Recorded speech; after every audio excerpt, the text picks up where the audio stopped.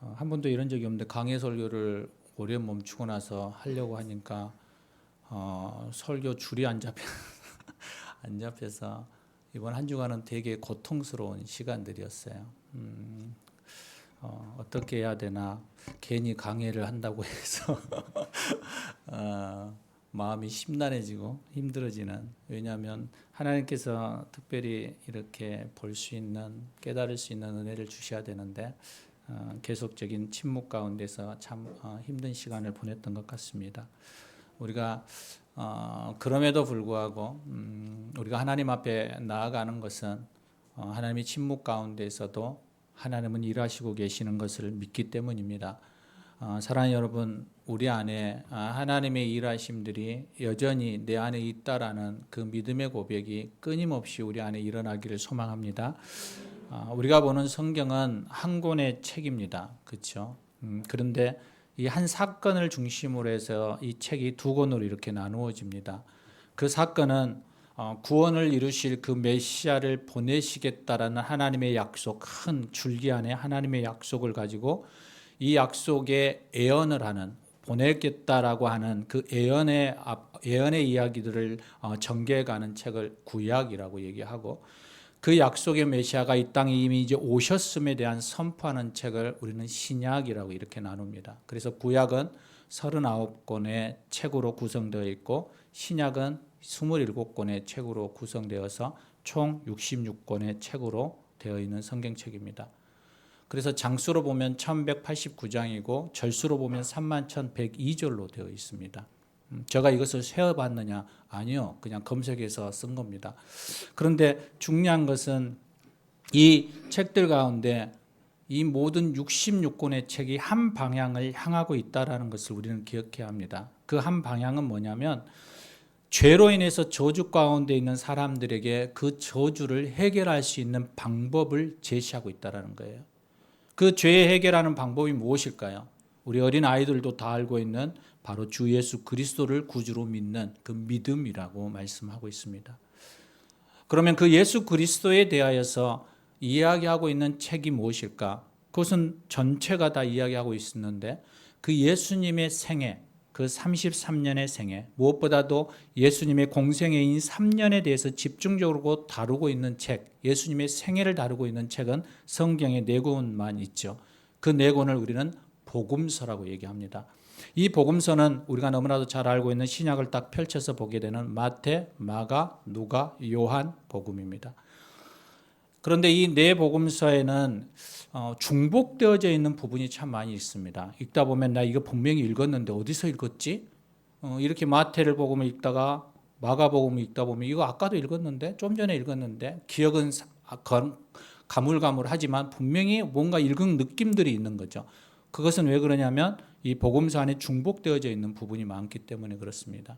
그래서 이 전하는 그 내용의 기준은 비슷한 부분들이 많이 있지만 그 전하는 사람의 대상이 누구냐에 따라서 이 책마다 각자의 특색을 가지고 증거하고 있습니다.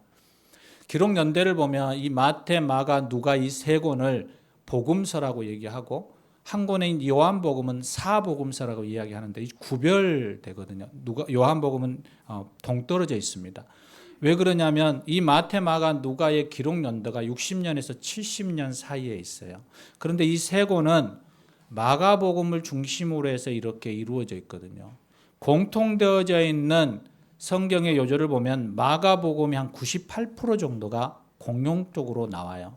마태에는 한 58%, 누가에는 한 47% 정도 이렇게 나와 있으니까 학자들은 그렇게 얘기하죠. 마가복음을 보고 마태와 누가가 그렇게 참고해서 썼다라고 얘기를 하죠. 근데 그 시대가 60년에서 70년 사이예요. 그런데 요한복음은 한참 뒤에 요한이 노년이 되었을 때 쓰게 됨으로 인하여서 90년, 그러니까 20년 정도가 뒤에 쓰여진 책이 요한복음이죠.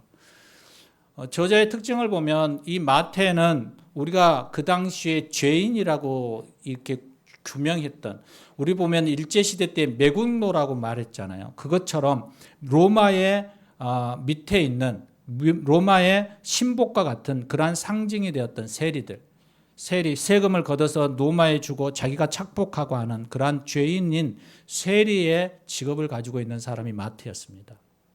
그런가 보면 마가는 로마인이었거든요.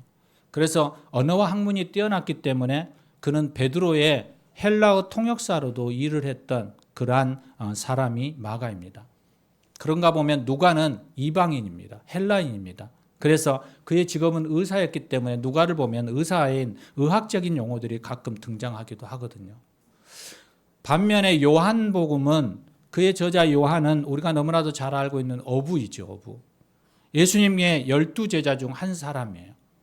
예수님이 사랑했던 사람, 그 사람, 예수님의 품에 안겨있던 그 사람, 바로 요한이죠. 이렇게 이 네 권의 책을 보면서 우리는 한 가지 좀 의아했던, 우리가 생각했던 것과 좀 동떨어져 있는 하나의 그 의미들, 사건을 보게 됩니다. 그 뭐냐면 요한 외에는 예수님과 직접 동고동락하면서 배움을 받은 제자들이 아니라는 거예요. 다시 말하면 제자들이나 주변 사람들에게 예수님의 이야기를 간접적으로 듣거나 자신들이 좀 먼 발치에서 경험한 사건들을 기록한, 어찌 보면 예수님의 주변 인물들이라는 것에 대해서 우리는 놀라운 사실을 발견하게 되는 것이죠. 성경을 기록하고 있는데, 더군다나 예수님의 생애를 기록하고 있는데, 무엇보다도 12제자 가운데 그들이 기록해야 하는데 그들이 아닌 다른 이들이 지금 기록하고 있는 거예요. 그러면서 마태, 마가, 누가는 예수님을 어떤 분으로 지금 묘사하고 있냐면 인간적인 부분, 하나님이 완전한 인간으로 오셨다라는 그 인성에 대한 중점적으로 묘사하고 있는 거예요. 그래서 예수님을 구약의 예언자인 왕으로 보고 있는 사람이 마태예요. 그런가 보면 섬김, 종으로 왔다라고 얘기하고 있는 것이 마가고, 그리고 인간의 아들, 바로 인성에 대한 인자라는 개념을 접근하고 있는 게 누가예요. 그래서 이러한 부분들을 보고 이 요한이라는 요한복음을 보면 전혀 다른 책을 우리가 경험하게 되죠.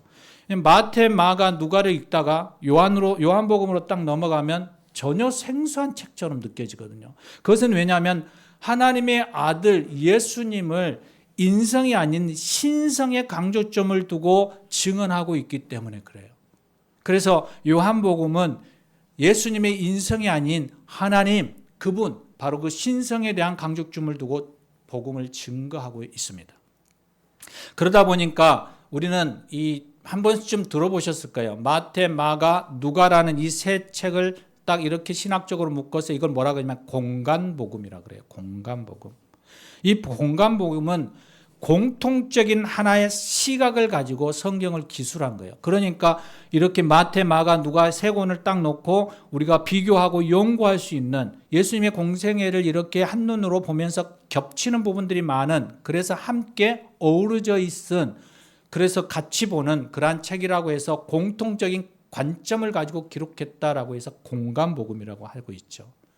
그런데 분명한 거 하나는 뭐냐면 앞에서도 말씀드린 것처럼 성경은 성령의 감동으로 기록되었기 때문에 저자의 특성을 잘 나타내면서도 그 서신을 누구에게 썼느냐라는 그 대상과 성격에 따라서 차이가 있게 되어집니다. 우리가 편지를 쓸 때 누구에게 쓰느냐에 따라서 달라지잖아요. 사랑하는 사람에게 쓰는 것과 부모님에게 쓰는 것과 선생님, 스승에게 쓰는 것에 그 대상에 따라서 문체나 내용이 점점 달라지지 않습니까?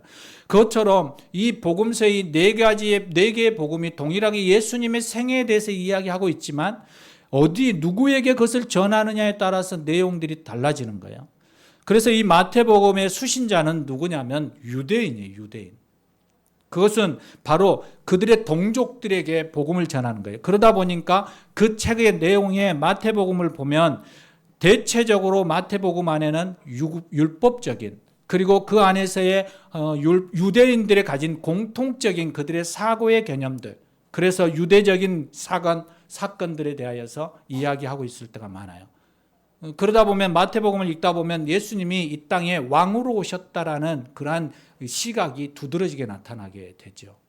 그런데 이 마가복음을 보면 왜 섬기는 자, 종으로 그렇게 묘사하게 되냐면 이 수신자들이 누구냐면 마태는 유대인인 것 유대인이었지만 이 마가복음은 로마인이에요. 로마인.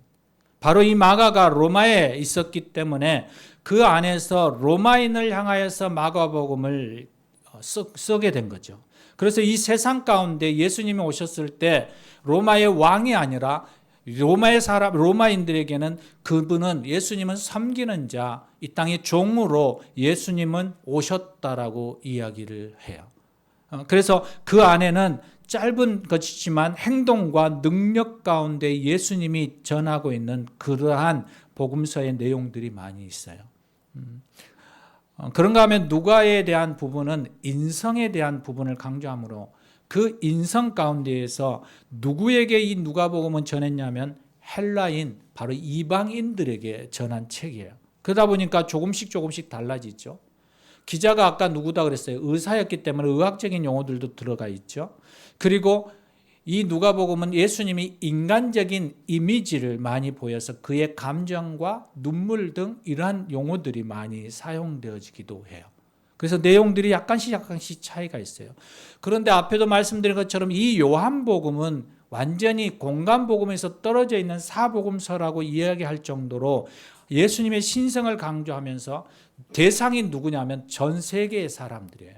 유대인도 아니고 로마인도 아니고 이방인도 아닌 전체를 다 아우러서 그들에게 예수에 대해서 소개하고 있어요. 그러다 보니까 이 요한복음에는 신성적이지만 또 깊이 있는 예수님에 대해서 통찰할 수 있는 신학적인 개념들이 많이 들어가 있기도 해요. 그런데 한 가지 이 복음서를 보면서 우리가 한 가지 유추할 수 있는 게 뭐냐면 예수님의 공적 사역, 역사적인 시발점이 어디인가라고 했을 때 동일하게 그들이 말하고 있는 게 뭐냐면 세례 요한이 예수님께 세례를 주는 그 장면으로부터 시작하거든요. 그러니까 예수님이 30년 동안 부모 아래에서 부모를 섬기고 마을 사람들과 함께 그들의 일들을 하면서 평범하게 지나다가 이 30년이 지난 3년 동안에 그가 하나님의 공적 사역을 해나가는 그 처음 그 공적 사역의 첫 시발점을 세례 요한에게 세례를 받는, 그래서 하늘 문이 열리고 비둘기가 성령이 비둘기처럼 임하시며 이는 내 사랑하는 아들이요 내가 기뻐하는 자라고 얘기하고 있는 그 메시지로부터 예수님의 공생애가 시작되어졌다라고 얘기해요. 그리고 또 하나 우리가 볼 수 있는 게 뭐냐면 예수님의 족보를 보면서 약간의 차이점을 볼 수 있어요. 그게 뭐냐면 우리가 앞에서 얘기했던 마가는 어떻게 옛 선지자들의 마음, 그러니까 복음의 시작이라는 공통적인 점을 가지고 예수님의 족보를 잘 이야기하지 않고 그냥 옛 선지자 이사야의 이야기를 가지고 오면서 그는 예수님을 소개해요. 그런데 마가는 누구를 향하여서 그들 안에 바로 로마인들을 향하기 때문에 굳이 유대인의 그러한 족보를 가져올 필요가 없었던 거죠. 그래서 그들에게 기쁜 소식, 복음에 대한 소식을 그들에게 강조하게 돼요. 그런데 아까 말씀드렸듯이 마태는 누구를 대상으로 썼다 그랬어요? 유대인을 대상으로 썼잖아요. 그러다 보니까 그들의 유대인들 중에 가장 믿음의 조상 아브라함을 가지고 오게 되죠. 그래서 이 마태는 아브라함의 자손이고 다윗의 자손으로 예수님을 소개해요. 믿음의 조상 아브라함과 그리고 그들의 별과 같은 다윗의 왕조의 계보를 가지고 나오신 예수 그리스도라고 소개하고 있어요. 그런데 누가는 좀 더 달라요. 누가는 아까 헬라인 이방인들에게 나아갔잖아요. 그러니까 그들에게는 아브라함이나 다윗이 그렇게 큰 조상의 이름으로 다가오지 않거든요. 그러니까 누구를 들고 올까요? 우리가 느껴본 것처럼 아담을 가지고 와요. 아담은 인류의 사람의 처음이잖아요. 처음 사람이잖아요. 그러니까 그는 아담을 끌고 오는 거예요. 그래서 누가는 처음 사람 아담으로부터 예수 그리스도의 족보를 써내려가게 되어지죠. 이게 약간씩 이렇게 좀 틀려지잖아요. 그러면 요한은 어디서부터 시작했을까라는 거죠. 마태는 유대인이기 때문에 아브라함과 그리고 다윗을 가지고 들어왔고, 그리고 마가는 모든 로마를 향하여서 나아가기 때문에 그냥 복음, 기쁜 소식으로 해서 예언되어져 있는 세례 요한으로부터 시작하게 되어지고, 이 누가는 바로 이 헬라인들, 이방인들이기 때문에 최초의 사람 아담으로부터 시작했다면 전 세계 모든 구별 없는 사람들에게 편지를 쓰는 이 요한은 어디서부터 시작했을까요? 여러분 한번 생각해 보십시오. 이 요한은 아브라함이 있기 전, 바로 아담이 있기 전, 시간이 존재하기 전으로 거슬러 올라가요. 그리고 어디에? 하나님이 계셨다라는 창조 전에서부터 시작해요. 그러니까 출발점이 너무나 다른 거예요. 여러분, 우리가 세상이 어떻게 만들어졌을까 지금도 미지수잖아요.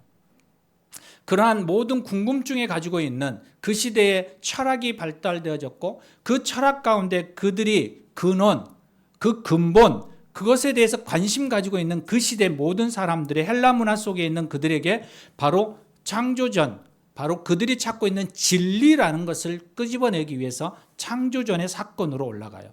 그러니까 어떻게 시작해? 요한은 태초에 말씀이 계셨다라고 시작해요. 놀랍지 않습니까? 태초에 말씀이 계셨다.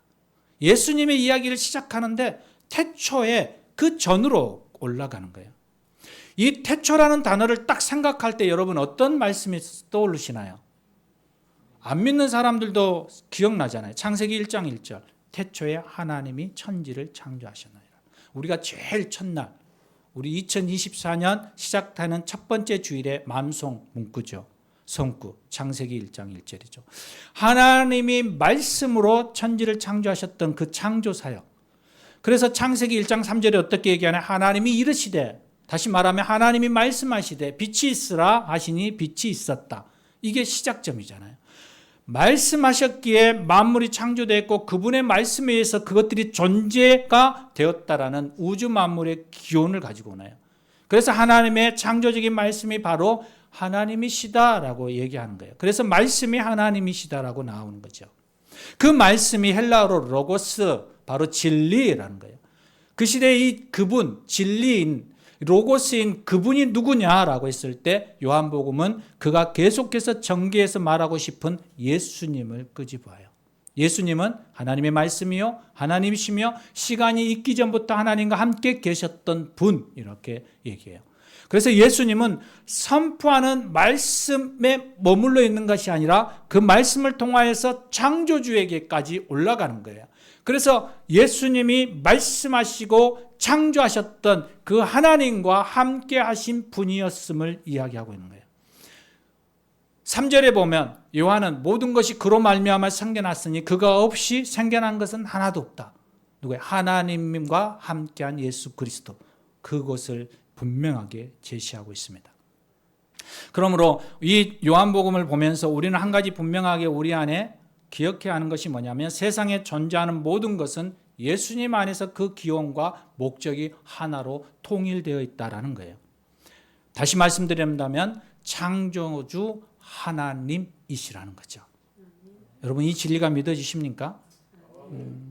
잘 안 믿어지시기도 할 겁니다. 과학이 발달되어 가면 갈수록 우리 시대에 지배적으로 주장되었던 진리처럼 자리했던 한 이론이 있죠. 그게 진화론이잖아요. 그런데 지금 진화론에 대해서 그렇게 말하는 사람들이 많지 않아요. 왜냐하면 의문점이 너무 커져가니까 진화론을 지지하는 사람들이 극소수로 줄어들었어요. 그런데 여러분 제가 학교 다닐 때 여러분 세대 때 우리 그 세대 때 한번 생각해 보십시오. 답을 쓸 때 진화론을 쓰지 않으면 우리는 점수 1점이 깎이는 그런 시대에 살았어요. 가설임에도 불구하고 사람들은 맹목적인 믿음을 가지고 살아갔어요. 그래서 진화론이 절대적인 진리였어요. 사람들은 성경적인 창조론에 대한 가설에 대해서는 의심부터 하는 거예요. 이건 불가능하다라고 얘기하는 거거든요.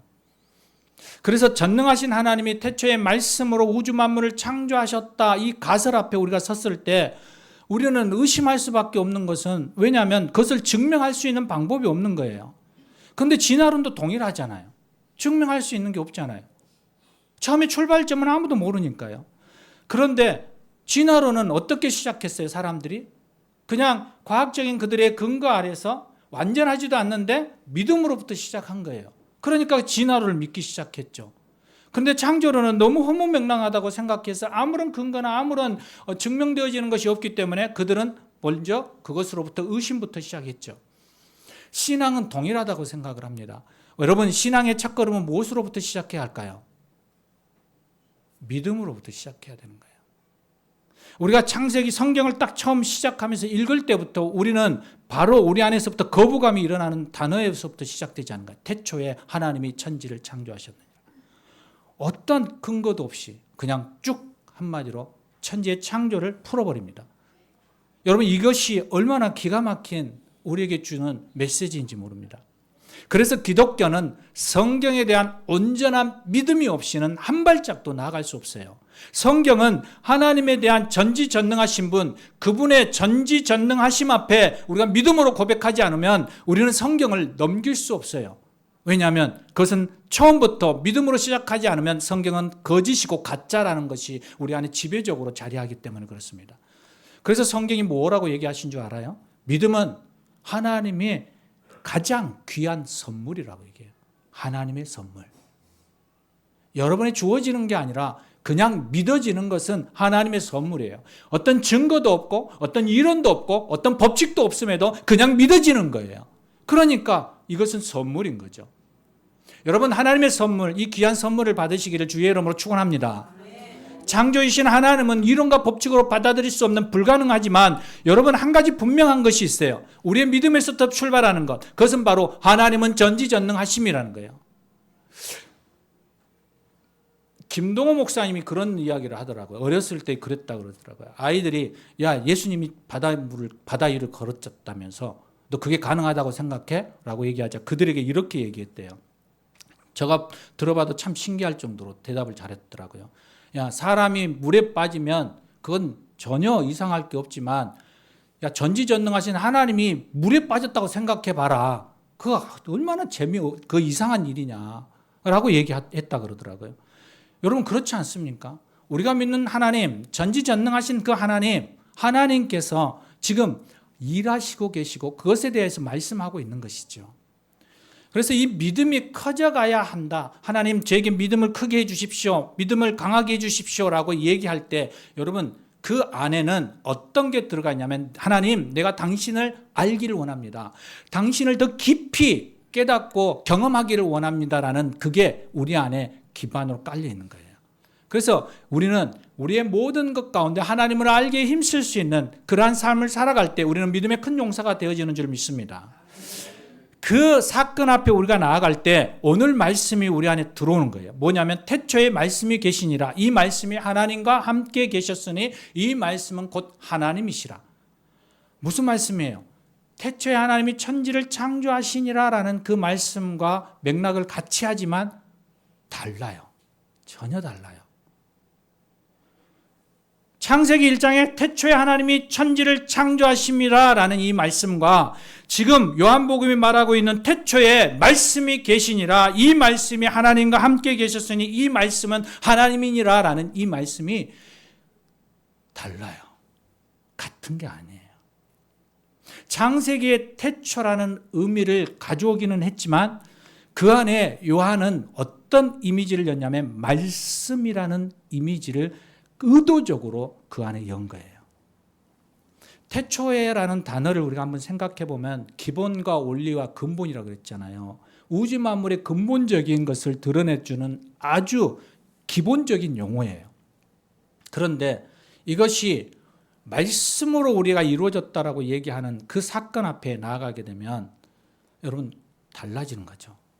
여러분의 각자의 인생이나 가족이나 사랑하는 사람, 여러분이 속한 국가나 여러분의 세계나 우주 만물도 결국 뭐예요? 태초에 창조되었고 시작되었다라는 이 창세기의 말씀 가운데에서 이 속에서 그 근원인 나라는 현재를 발견할 수 있는 중요한 단서를 잡아낼 수 있어요.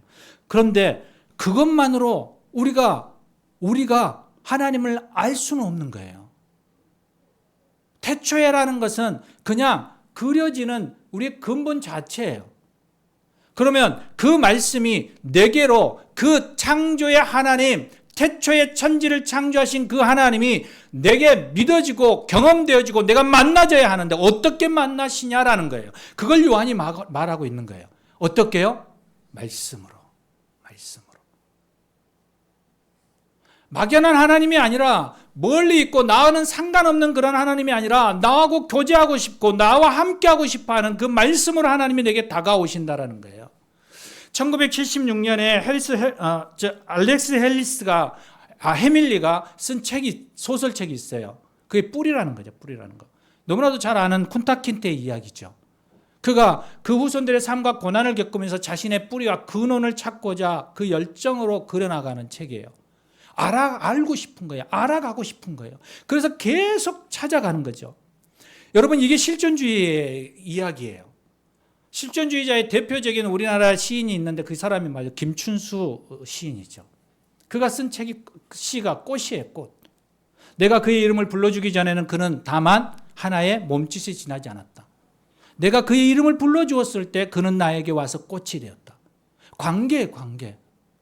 여러분, 하나님은 우리에게 있어서 전혀 우리와 관계하지 않는 먼 곳에 있는 하나님으로 그냥 말씀하시고 천지를 창조하시고, 그래 너희들 그렇게 살아, 너희들 마음대로 내가 준 곳에서 너희들 그렇게 내 율법을 지키면서 살아라고 그렇게 하신 분이 아니라 우리와 교제하며 말씀하시며 우리에게 그 근원 안에서 살아갈 수 있는 그러한 은혜를 주시는 거예요.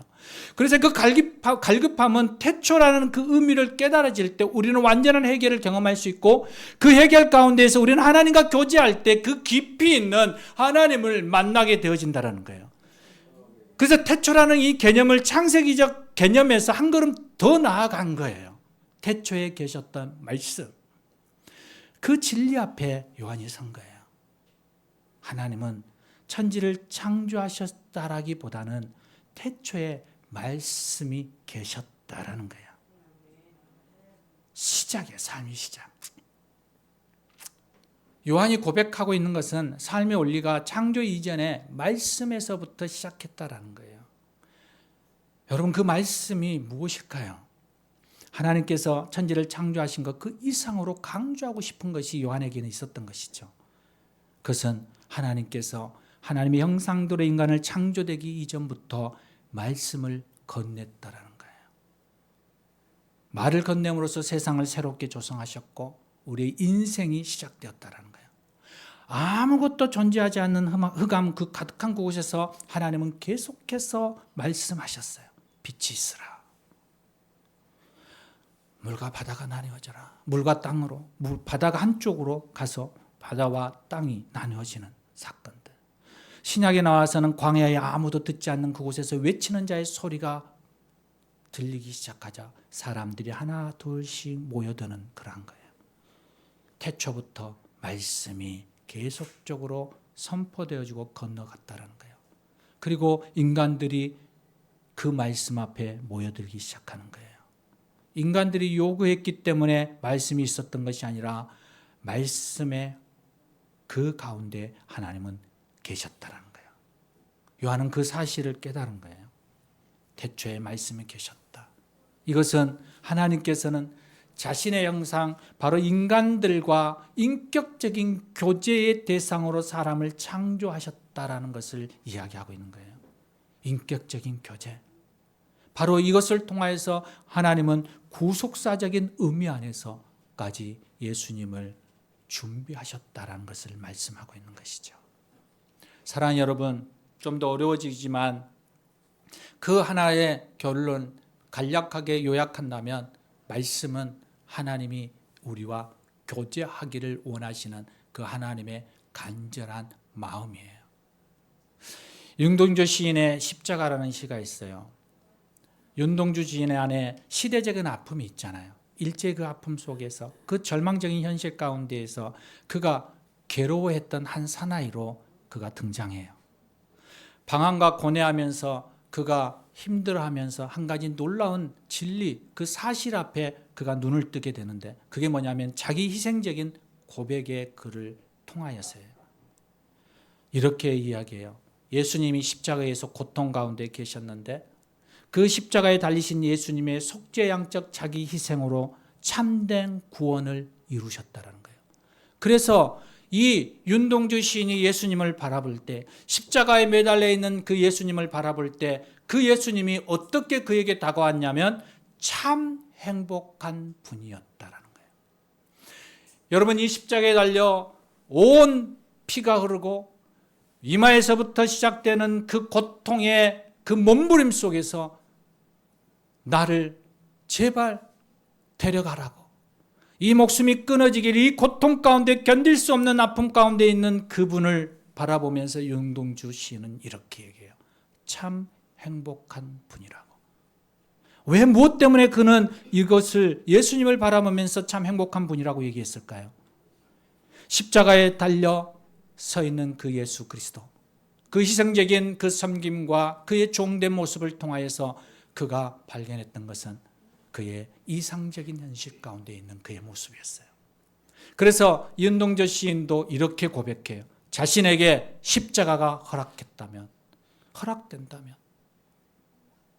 예수님을 바라보면서 그분의 행복한 모습을 보면서 윤동주 시인도 동일하게, 나에게 만약 이 매달려 있는 십자가가 허락된다면 나는 모가지를 들이고 꽃처럼 피어나는 피가 어둠에 가는 하늘 밑에 조용히 흘리겠노라고 담담하게 맞아들이겠다라고 그의 고백이 있는 거예요. 사랑하는 여러분, 이 고백 앞에 우리는 또한 사람들을 드러내잖아요. 여러분의 내리에 스쳐가는 모든 순교적인 삶을 살아왔던 사람들, 예수님의 제자들의 순교한 그 현장들, 수많은 선교사들이 자신의 고국도 아닌 야만인 같은 나라에서 복음을 전하다가 죽어져야만 했던, 목이 잘리고 불에 태워지고 사지가 찢겨지는 그 죽음을 감당했던 그 능력, 그것이 어디에서부터 나오는 것일까? 그 능력이 바로 내게 능력 주시는 분, 바로 말씀으로 함께 하시는 그 하나님, 그분과의 인격적이고 친밀한 교제를 통해 나오는 그 능력이라고 요한이 지금 말씀하고 있는 거예요.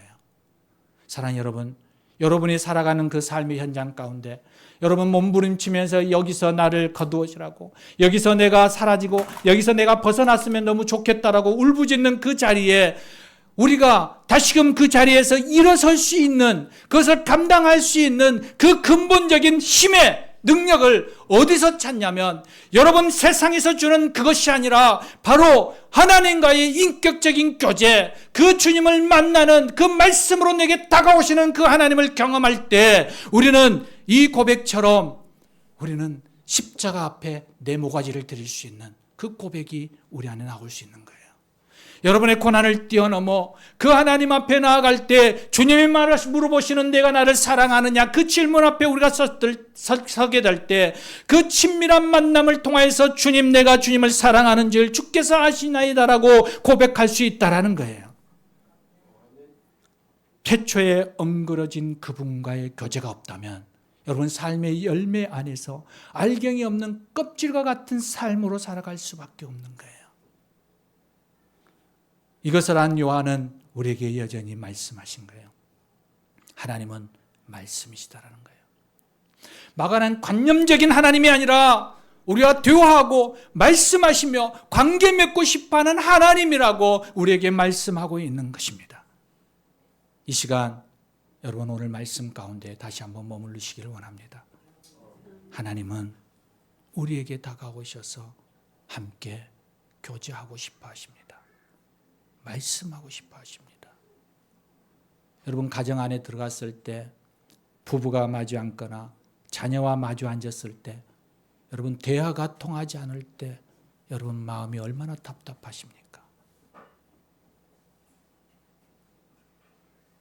하나님이 여러분과 말씀하고 싶어 하는데 여러분과 서로 대화가 안 될 때 그 하나님의 마음은 얼마나 답답하실까요?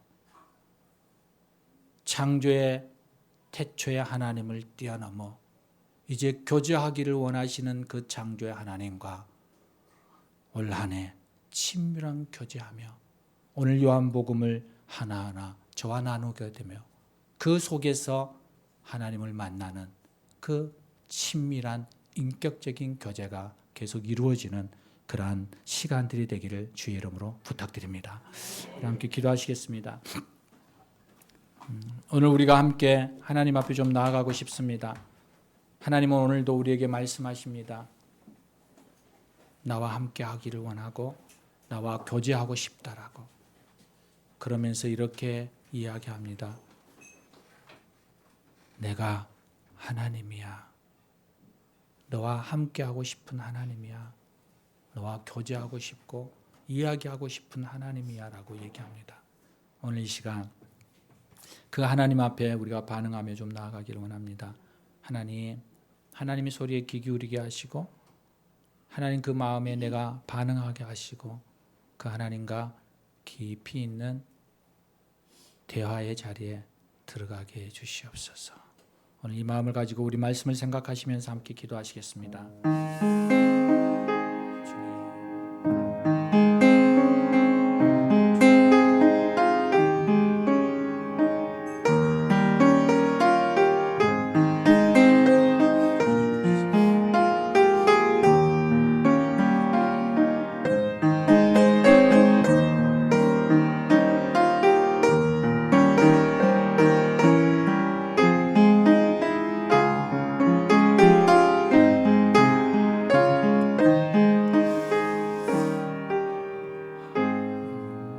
하나님, 그렇습니다. 오늘도 우리와 함께 하신 그 하나님을 찬양합니다. 오늘 이 시간 하나님 앞에 우리가 나아가는 것은 여전히 내게 다가오셔서 손 내미시며 우리의 마음의 문을 두드리시며 문 열어주기를 기대하고 말씀하고 싶어 하시는 그 하나님, 오늘도 깨닫게 하여 주시니 감사합니다. 전지전능하시만 우리와 너무나도 가까이 계신 그 인격적인 하나님을 오늘도 또 내일도 계속해서 경험할 수 있는 우리 귀한 믿음의 사람들 되게 해 주시옵소서. 우리 주 예수님의 이름으로 기도합니다. 아멘. 아멘.